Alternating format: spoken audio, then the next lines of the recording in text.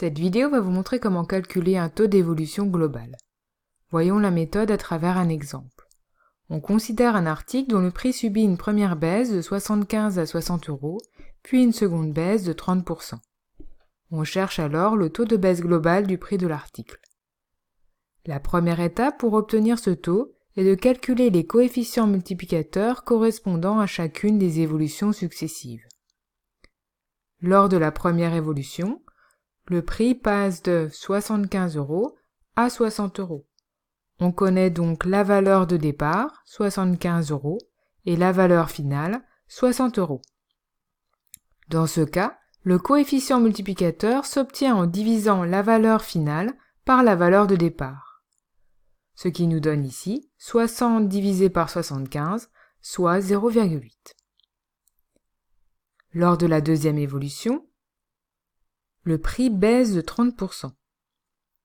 Or, dans le cas d'une baisse de t%, le coefficient est 1 moins t sur 100. Et quand on aura une hausse de t%, le coefficient serait 1 plus t sur 100. Dans ce cas, nous avons donc une baisse de 30%. Le coefficient est donc 1 moins 30 sur 100, soit 0,7.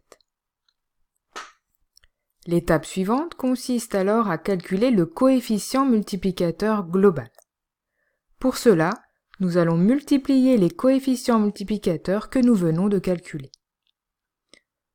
Ce qui nous donne ici 0,8 fois 0,7, autrement dit 0,56. Il reste alors à déduire le taux d'évolution correspondant à ce coefficient multiplicateur. On obtient le taux en appliquant la formule Cm-1, le tout fois 100. Ici, cela nous donne 0,56 moins 1, le tout fois 100, autrement dit moins 0,44 fois 100, soit moins 44. Le prix a donc baissé de 44% au total. Nous pouvons ici vérifier ce taux, car nous connaissons le prix de départ de l'article, 75 €. Lors de la première évolution, le prix est passé de 75 à 60 €. Nous avons vu que lors de la deuxième évolution, le coefficient multiplicateur était égal à 0,7. Le prix final de l'article s'obtient donc en multipliant 60 € par ce coefficient 0,7, ce qui nous donne 42. Le prix de l'article est donc finalement passé de 75 € à 42 € au final. Le taux d'évolution globale est alors donné par la formule valeur finale moins valeur de départ sur la valeur de départ, fois 100 pour l'obtenir en pourcentage. Ce qui nous donne ici 42 moins 75 sur 75 fois 100, autrement dit moins 33 sur 75 fois 100, nous retrouvons bien la valeur moins 44. Pour terminer, il faut se méfier des taux d'évolution. En effet, si nous cherchons le taux d'évolution de la première baisse, par la même formule que tout à l'heure, Cm-1 fois 100, nous trouvons moins 20.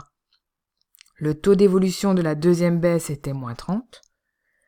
On a vu que le taux global était moins 44. Mais si nous ajoutons moins 20 et moins 30, nous trouvons moins 50, et non pas moins 44. On ne peut donc pas ajouter les taux d'évolution pour obtenir un taux global.